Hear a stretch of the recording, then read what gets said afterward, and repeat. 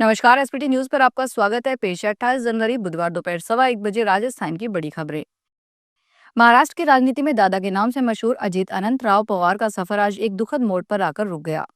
बारामती में हुए विमान हादसे में उनकी मौत ने पूरे राज्य को स्तब्ध कर दिया। शुरुआती रिपोर्ट के मुताबिक लैंडिंग के दौरान एयरक्राफ्ट में दिक्कत आ गई, जिससे एयरपोर्ट परिसर में क्रैश हो गया। सूत्रों ने बताया कि डिप्टी चीफ मिनिस्टर दिन में बाद में 4 खास पब्लिक प्रोग्राम में शामिल होने के लिए बारामती जाने वाले थे। राजस्थान के बीकानेर जिले में बुधवार तड़के सवारियों से भरी स्लीपर बस में भीषण आग लगने से अफरा तफरी मच गई। हादसा सुबह करीब 5:15 बजे डूंगरगढ़ क्षेत्र में हुआ। जयपुर से बीकानेर आ रही स्लीपर बस सड़क पर खड़े होकर ट्रेलर से टकरा गई, जिसके बाद बस में भीषण आग लग गई। आग की चपेट में आने से बस और यात्रियों का सारा सामान जलकर राख हो गया। हालांकि गनीमत रही कि समय रहते सभी यात्रियों को सुरक्षित बाहर निकाल लिया गया। सूचना पर पहुंची पुलिस टीम और दमकल कर्मियों ने कड़ी मशक्कत के बाद आग पर काबू पाया। हादसे में बस चालक को चोटें आई हैं। उसे प्राथमिक उपचार के बाद बीकानेर रेफर किया गया है। राजस्थान विधानसभा के बजट सत्र की आज से विधिवत शुरुआत हो गई है। राज्यपाल हरिभाऊ बागड़े के अभिभाषण के साथ सदन की कार्यवाही शुरू हुई। हालांकि सत्र के आगाज से पहले ही सियासी पारा चढ़ गया। कांग्रेस विधायकों ने मनरेगा का नाम बदलकर वीबीजी रामजी करने के विरोध में विधायक निवास से विधानसभा पहुंच तक पैदल मार्च निकाला। सदन की कार्यवाही के बीच महाराष्ट्र के डिप्टी सीएम अजीत पवार के विमान हादसे में निधन की खबर से शोक की लहर है। राजस्थान के मुख्यमंत्री भजनलाल शर्मा ने इसे अपूरणीय क्षति बताते हुए अपनी गहरी संवेदनाएं व्यक्त की है। राजस्थान में नदियों में हो रहे अंधाधुंध बजरी खनन पर अंकुश लगाने के लिए राजस्थान उच्च न्यायालय ने स्पष्ट किया है कि भविष्य में नदी से बजरी निकालने की अनुमति देने से पहले प्रक्रिया का अध्ययन करना अनिवार्य होगा।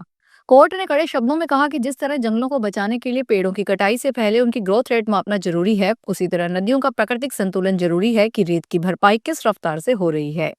कोर्ट ने स्वीकार किया कि निर्माण कार्यों के लिए रेत एक जरूरी संसाधन है और इस पर पूरी तरह बैन लगवाना व्यवहारिक नहीं है। राजस्थान की राजनीति में आज का दिन बेहद अहम होने वाला है। गुलाबी नगरी जयपुर के बिरला ऑडिटोरियम में दोपहर से कांग्रेस का पंचायती राज सशक्तिकरण सम्मेलन शुरू हो रहा है। यह सम्मेलन केवल एक बैठक नहीं बल्कि आगामी पंचायत और निकाय चुनाव में जीत का शंखनाद है। इस सम्मेलन का मुख्य उद्देश्य जमीनी स्तर पर संगठन को अभेद बनाना है। कांग्रेस इस बार माइक्रो लेवल मैनेजमेंट पर फोकस कर रही है। सम्मेलन में इस बात पर गहरा मंथन होगा कि कैसे हर बूथ और हर वार्ड तक इस पार्टी को पकड़ के मजबूत किया जाए। विश्वविद्यालय अनुदान आयोग के नए नियमों को लेकर देश भर में विरोध तेज हो गया है। राजस्थान में भी कई जगह यूजीसी के विरोध में प्रदर्शन का दौर जारी है। यूजीसी के नए नियम को लेकर जारी विवाद के बीच श्री राजपूत करनी सेना ने राजस्थान में बड़ा ऐलान किया है। श्री राजपूत करनी सेना के राष्ट्रीय अध्यक्ष महिपाल सिंह मकराना ने कहा कि यूजीसी के नए नियम किसी भी सूरत में बर्दाश्त नहीं है। इसके विरोध में राजस्थान विधानसभा का घेराव किया जाएगा। महिपाल सिंह मकराना ने कहा, यूजीसी के नए नियम पूरी तरह से स्वर्ण विरोधी है। इसकी आड़ में स्वर्णों का उत्पीड़न किया जाएगा। एक के बाद एक सक्रिय हुए पश्चिमी विक्षोभ के प्रभाव से जयपुर, सीकर, चूरू, अलवर, खैरसल, तिजारा, कोटा, टोंक, दोरा, बासां, सवाई माधोपुर, भीलवाड़ा, झालावाड़ में बारिश के साथ ओलावृष्टि हुई। इसके अलावा कई जिलों में बारिश का दौर भी चला।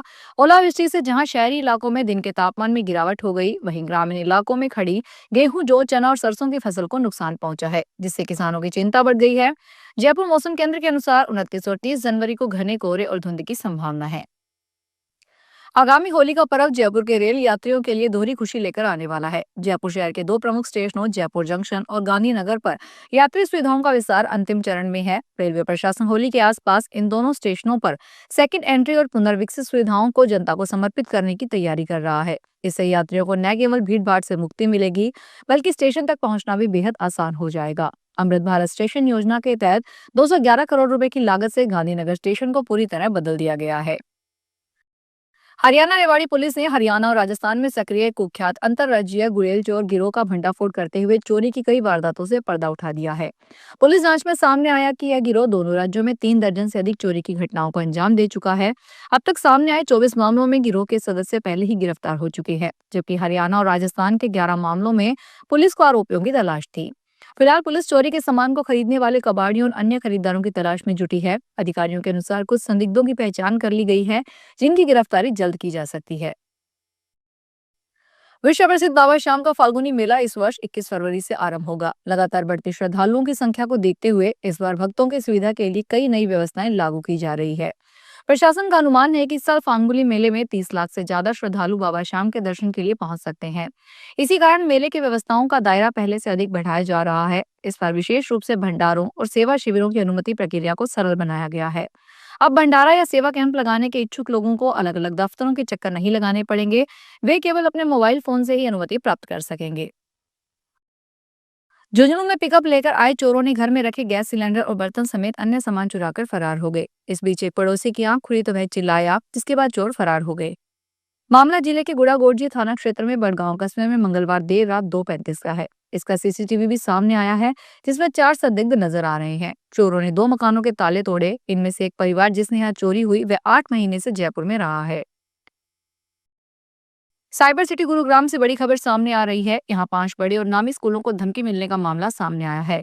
धमकी भरा ईमेल मिलने के बाद स्कूल प्रबंधन और प्रशासन में हड़कंप मच गया। एहतियात के तौर पर स्कूलों में सर्च अभियान शुरू कर दिया गया और बच्चों को भी सुरक्षा के हिसाब से बाहर निकाला जा रहा है।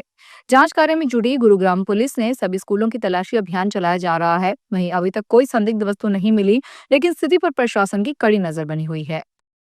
फिलहाल इस बुलेटिन में इतना ही। फिर हाजिर होंगे बड़ी खबरों के साथ।